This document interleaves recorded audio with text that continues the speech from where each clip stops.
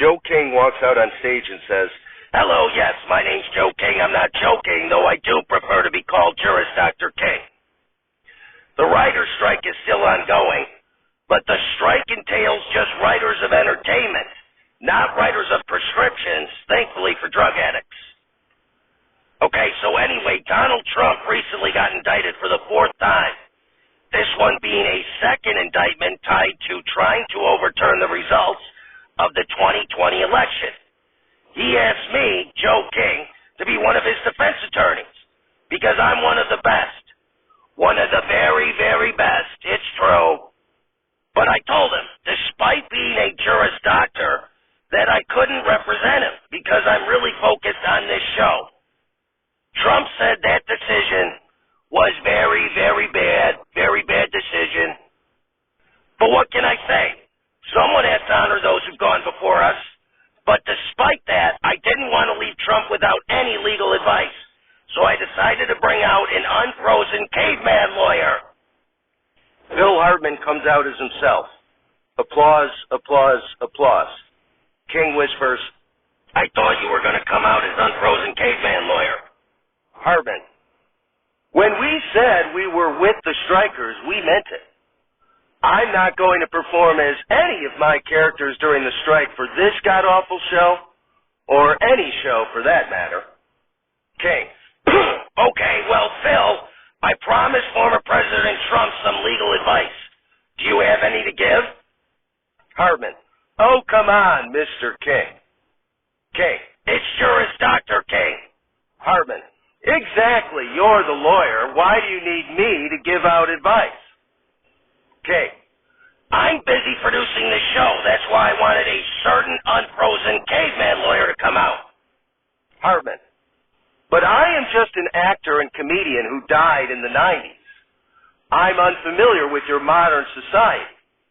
You're having Donald Trump serve as president, and now indicted 4 times over as he runs for re-election, frightens and confuses me. My 90s-era primitive mind can't grasp these concepts. But there is one thing I do know.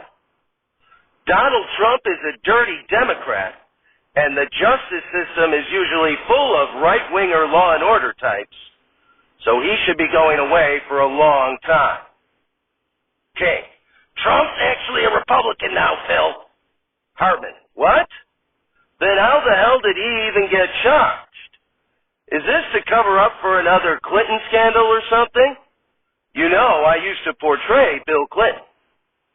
King, No Clinton scandal here. He's basically charged with giving hush money to a porn star, mishandling of classified documents, and trying to overturn the last election." Hartman, "Again, I'm just an actor and comedian who died in the 90s. I'm unfamiliar with your hush money to porn stars, mishandling of classified documents, trying to overturn elections. These things frighten and confuse me. But there is one thing I do know. If O.J. Simpson can get away with what he did, then there's got to be hope for Donald Trump." Okay. "Okay, very good. Phil Hartman, everybody." Applause, applause, applause. Okay. "Okay, folks, that was Phil Hartman, and now we are going to bring you an interview with one of the very best musical artists of all time, John Lennon." Applause, applause, applause. Okay. "But since Chris Farley did such a marvelous job interviewing Paul McCartney on SNL many years ago, I have decided to hand over the baton to Chris for this episode, and he will be interviewing Mr. Lennon. Chris?" Cuts to another stage where Chris Farley is seated behind a desk and John Lennon is seated next to the desk. Applause, applause, applause. Farley: "Thank you, Juris Dr. King, and thank you for being on the show. Well, everyone knows who you are. You're John Lennon." Lennon nods. Applause, applause, applause. Lennon: "It's great to be here." Farley: You remember when you were with the Beatles?" Lennon: "Sure." Farley: "That was awesome." Lennon: "Yeah, it was."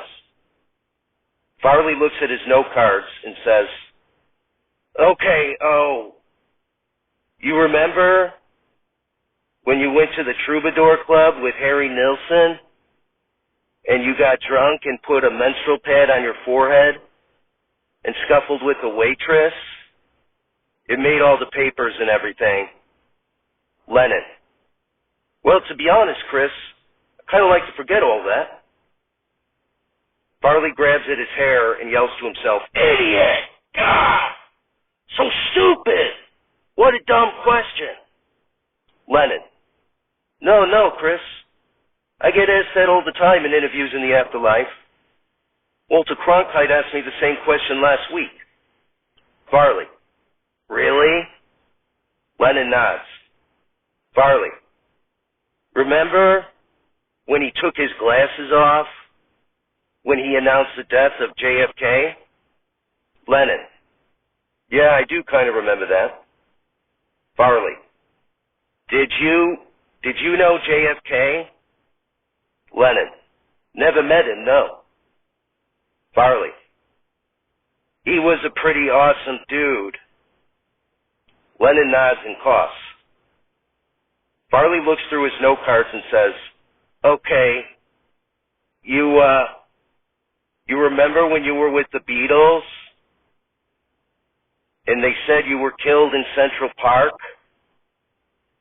and everyone thought you were dead? But that was a hoax, right? Lennon.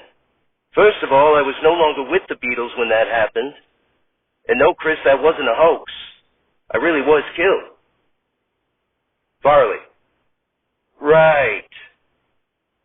You remember when you were with the Beatles and you said the Beatles were bigger than Jesus?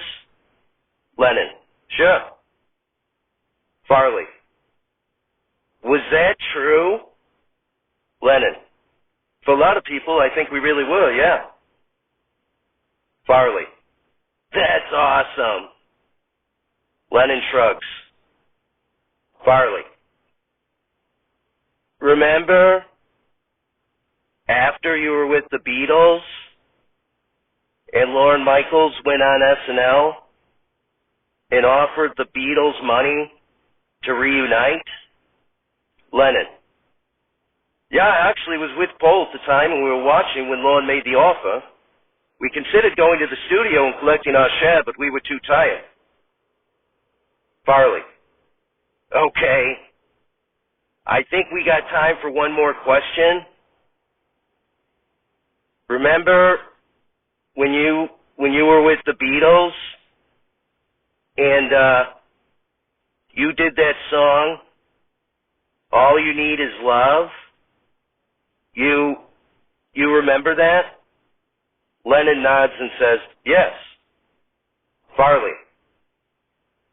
Is that true? Lennon. Yes, Chris. In my experience it is. All you really need is love. Farley pumps his fist and says, whoa, awesome! Well, that's it for this week's show. Thank you, John Lennon. Thank you for being one of the greatest rockers, a legend of rock and roll, and just thanks for being on the show. Lennon awkwardly nods. Farley grabs his hair and yells, God damn! So stupid, I knew I screwed up! Lennon. You did fine, Chris, it was good. Farley. Really? Lennon. Yeah. Farley. Thanks, man. Thanks. King walks out onto stage and says, that's all the time we have for this show, but tune into the next one where we interview another deceased guest. Until then, I'm Joe King, and I'm not joking.